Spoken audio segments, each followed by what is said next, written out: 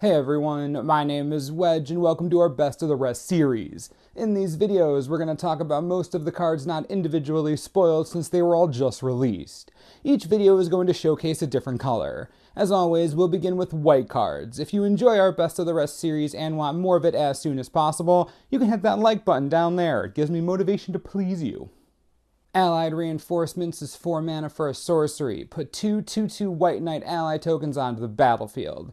Pretty standard creature creation spell here. What's nice is that they are allies, so you can take advantage of any type of cohort or rally abilities you have going on. Remember, Oath is a small set, so your limited format is going to have Battle for Zendikar peppered in there too. Synergies are always good, it's a fine card.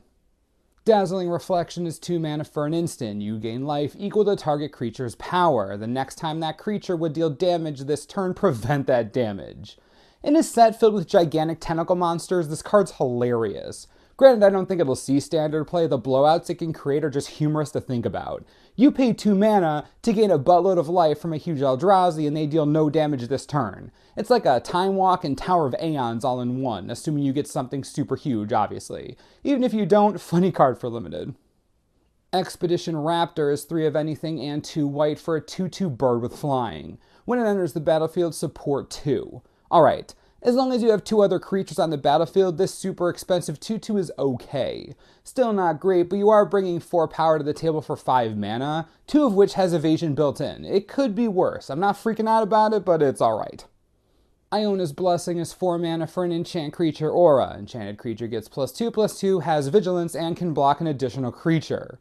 You could put this on a bomb and make it a super bomb. You could put it on a giant wall and have a super giant wall. The card is relatively straightforward. You're bringing 2 more power and a lot of defense for 4 mana. It could be good, but probably a filler card more than anything else.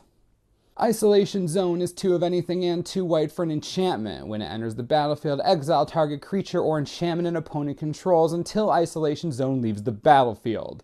And limited bomb. We're looking at a limited format with some serious late game bombs. This, while more expensive than you might like, is going to be relevant when you need it to, turn 4 and beyond.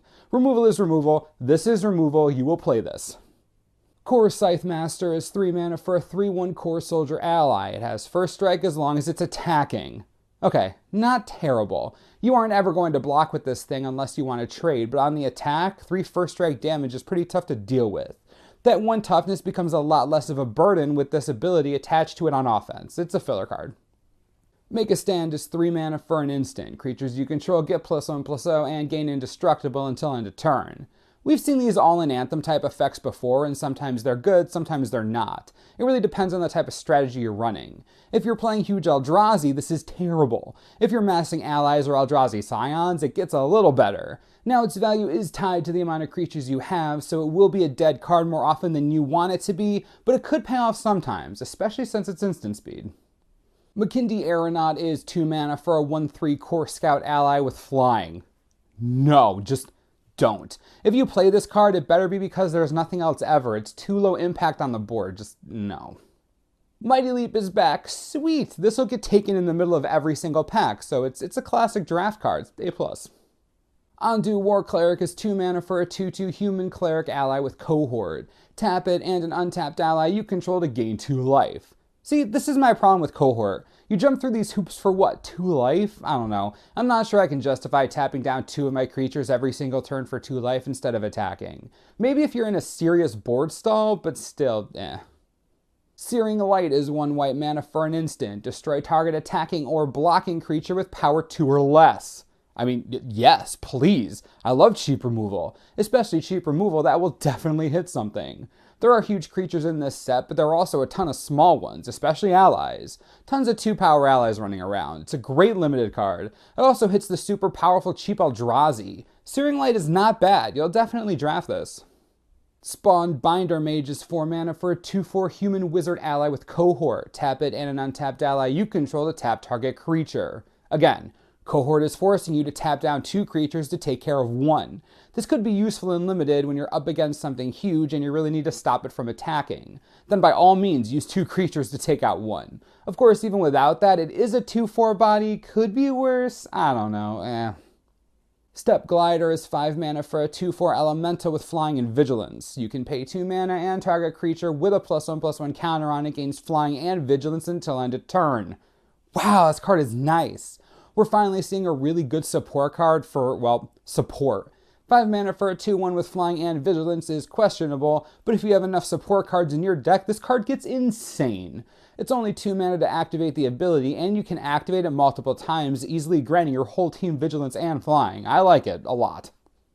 Stoneforge Acolyte is 1 white mana for a 1/2 core artificer ally with Cohort. Tap it and an untapped ally you control and look at the top 4 cards of your library.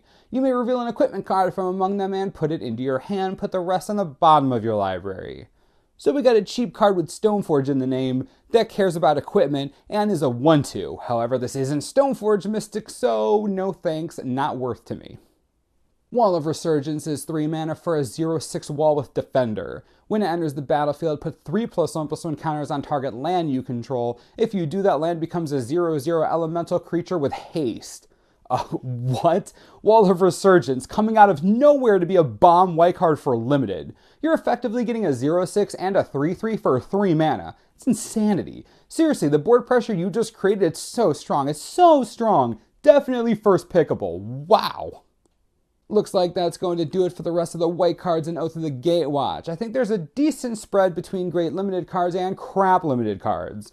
The color looks balanced and should provide a nice bit of support if you draft it, especially if you get that Wall of Resurgence. My goodness, that card is stupid. Let me know what you think about the rest of the white cards in the comments. Also, remember, tune in this weekend for the rest of our Best of the Rest series. All the colors, all the time. As always, subscribe for the latest and most reliable Oath of the Gatewatch spoiler information you could ever need. This is the Manosaurus. I'm Wedge. Thanks for watching. We'll see you next time.